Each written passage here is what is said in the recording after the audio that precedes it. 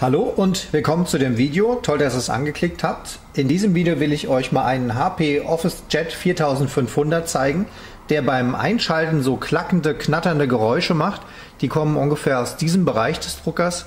Und da zeige ich mal, was das genauer bedeutet und wie man das beseitigen kann und ob man es überhaupt beseitigen kann.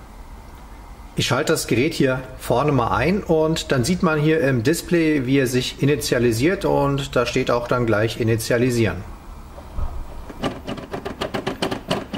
Nachdem hier Initialisieren angezeigt wird, fängt dieses Geräusch an, kommt wie gesagt hier hinten aus diesem Teil.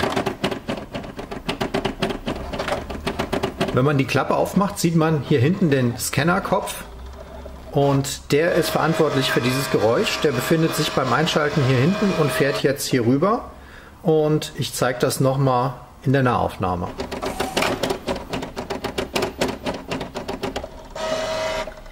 Wenn man genau hinschaut, hat man eben gesehen, dass der Kopf immer ein Stück vor und zurück fährt. Jetzt macht er das nochmal und scheint irgendwo gegenzuhauen.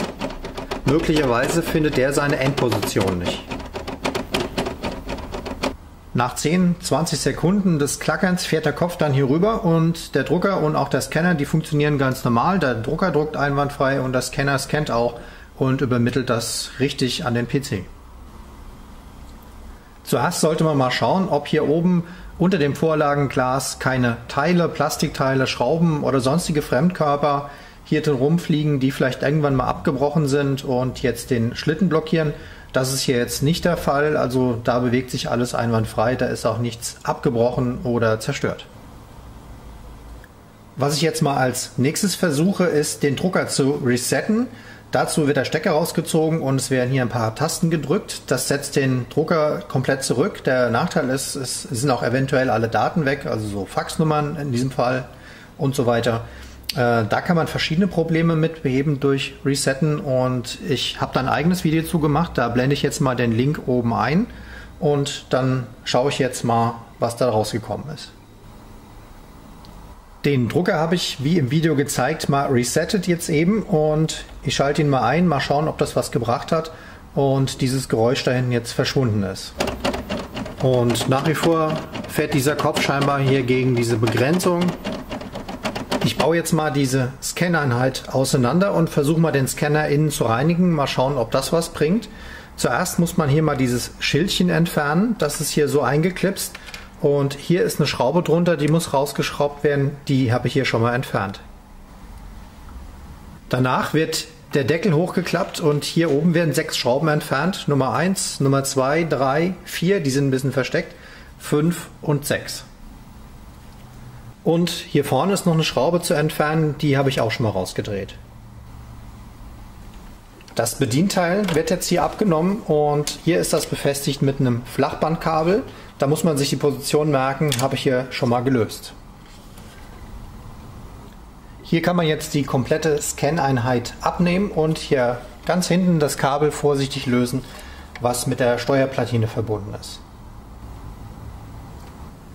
Das ist jetzt die Scanner-Einheit, und hier ist der Scanner-Schlitten drin, und das kann man aufmachen, indem man hier diese Klipse löst, und dann hat man hier die Ober- und Unterschale. Jetzt kann man den Scanner-Innenraum reinigen. Diese Scheibe hier von unten, hier drüben dieser Streifen, dieser weiße, der muss sauber sein, und hier diese Scannerlampe auch.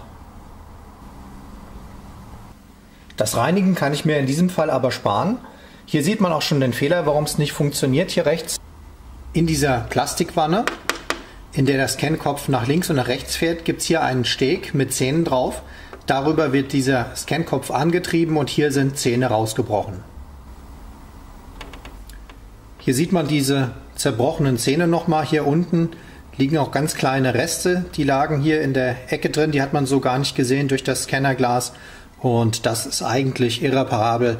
Man kann natürlich schon versuchen, diese Zähne wieder zu rekonstruieren, aber das lohnt sich natürlich in keinem Fall. Ich habe das Gerät wieder zusammengeschraubt und jetzt funktioniert es wieder im Druckbereich ganz normal. Der Scanner hat natürlich noch dieselben Probleme, aber lohnt tut sich das nicht, das jetzt zu reparieren. Solange er noch ein bisschen funktioniert, kann man den so weiter benutzen und dann mal auf ein anderes Gerät umsteigen. Wenn euch das Video gefallen hat und es euch ein bisschen geholfen hat, gebt ihm einfach einen Daumen hoch und ich blende hier oben noch ein paar Infokarten ein zu anderen Videos. Schaut euch einfach mal im Kanal um, da gibt es noch über 160 andere Videos, wie man Drucker repariert, auseinander nimmt, PCs repariert, Notebooks repariert, Software instand setzt und würde mich freuen, wenn ihr den Kanal abonniert.